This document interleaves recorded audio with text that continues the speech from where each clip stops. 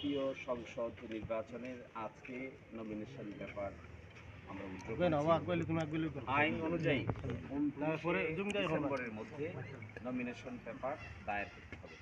আমরা এই নমিনেশন পেপারটা ফিল আপ করবো, ফিল আপ করে পরে সংশ্লিষ্ট কর্তৃপক্ষের কাছে আমরা এটা দায়ের করব।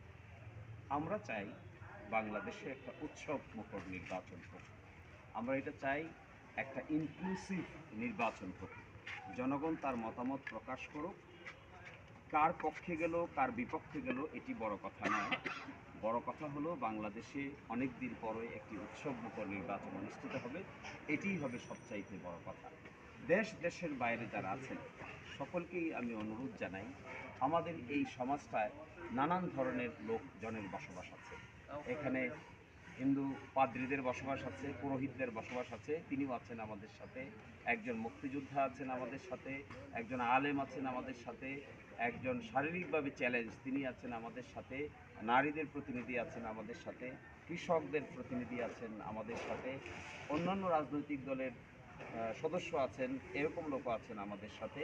সকলের সম্মিলিত প্রচেষ্টায় আমরা একটা নতুন দিরাইশাল্লা গঠন করতে চাই, যেখানে সকলকে একসাথে নিয়ে সকল শ্রেণী পেশার মানুষ প্রত্যেকেই সম্মান বোধ করবে, প্রত্যেকেই তার ইজ্জত বুঝে পাবে, প্রত্যেকেই তার সুনির্দিষ্ট সম্মান বুঝে পাবে।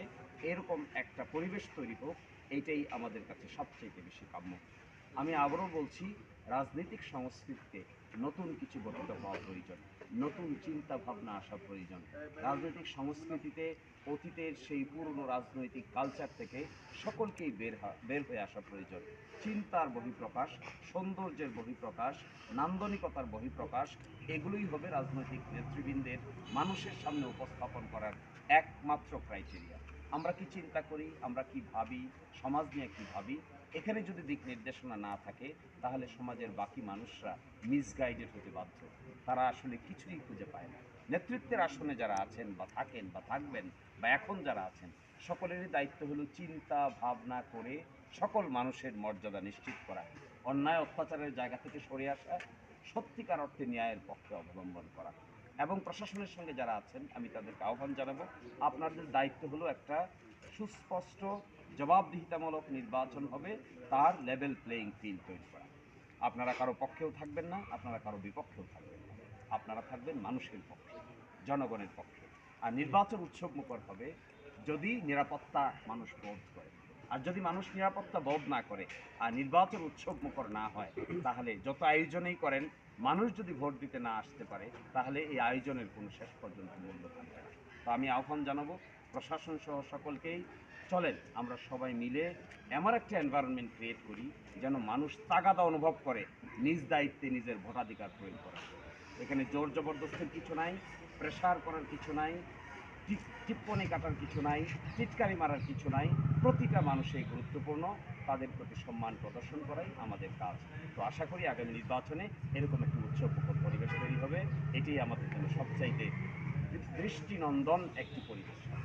আর second thing, now the second part of my video is specifically designed for English language people who are staying outside Bangladesh, who are originated from Dirai, from Shalla, or from Sunamganj or Sylhet, but staying outside Bangladesh in different parts of the globe. I am asking you and calling you all together to be united to rebuild the Bangladesh where we all can stand together. You see, different segments of the people are here. Physically challenged people are here, freedom fighter is here, July revolutionary person is here, other political parties member is here, alim ulama is here, purohit is here, women representative is here, even the farmers representative is here. This is what is the diversity of the society. We believe a diversity in unity. We will be united, but our profession will be diversified. We have different backgrounds of different character, but for Bangladesh, for Diraishallah, we can be united together. This is a wake-up call for each and everyone who are staying outside Bangladesh, as an expatriate Bangladeshis. I am requesting you to be united for the purpose of developing a participatory, democratic election environment. This is an environment is coming forward for 13 general elections. If we all can be united together, perhaps the environment will be really enjoyable. Each and every person will be inspired to cast their vote in favor of their chosen candidate.